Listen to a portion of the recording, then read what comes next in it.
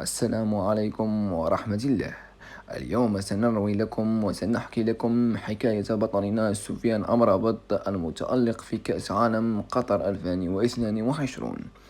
ولد سفيان أمرابط في مدينة هويزن الهولندية في 21 أغسطس 1996، وله أخ واحد وهو نور الدين الذي لعب بدوره للمنتخب المغربي. بدأ سفيان مشواره في كرة القدم منذ 2018 في أكاديمية نادي أوتريخت الهولندي، وتدرج مع فتيان النادي وشارك في كأس العالم للناشئين بالإمارات العربية المتحدة في 2013 رفقة المنتخب الوطني المغربي لأقل من 17 سنة.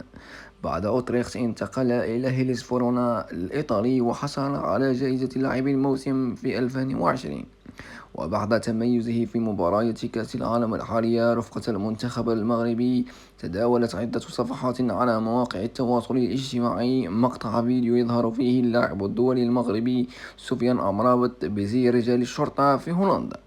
ولكنه أكد المغربي سفيان أمرابط أن الفيديوهات المنتشرة توثق فقط حملة إنسانية قادها نادي أوترخت الهولندي لكرة القدم الذي لعب له سفيان أمرابط في بدايته، وكان في الحملة يمثل دور الشرطي.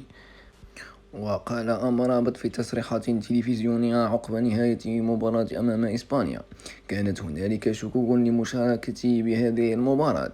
أمس بقيت مستيقظا حتى الساعة 3 فجرا أقوم بالعلاج الطبيعي، وتلقيت حقن قبل المباراة. لا أستطيع التخلي عن اللاعبين وعن بلدي. وحظي أمرابط بإشادة كبيرة على وسائل التواصل الاجتماعي لدوره في تأهل المغرب إلى ربع النهائي.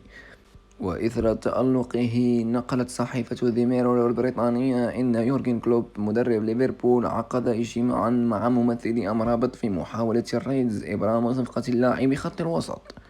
وقالت الصحيفة أن أمرابط قد يكون الخيار الأرخص للفريق الذي يبحث عن وسط ميدان خلال فترة الانتقالات الشتوية التي تبدأ في يناير المقبل. وتابع المغرب عروضه الرائعة منذ بداية البطولة، وبقى الحصان الأسود الوحيد بين المنتخبات الثمانية المؤهلة إلى ربع النهائي، على رأسها البرازيل حاملة اللقب 5 مرات، وجارتها الأرجنتين لقبان، وفرنسا لقبان، وإنجلترا لقب واحد، وهولندا الوصيفة 3 مرات، وكرواتيا وصفة بطل النسخة الأخيرة، والبرتغال.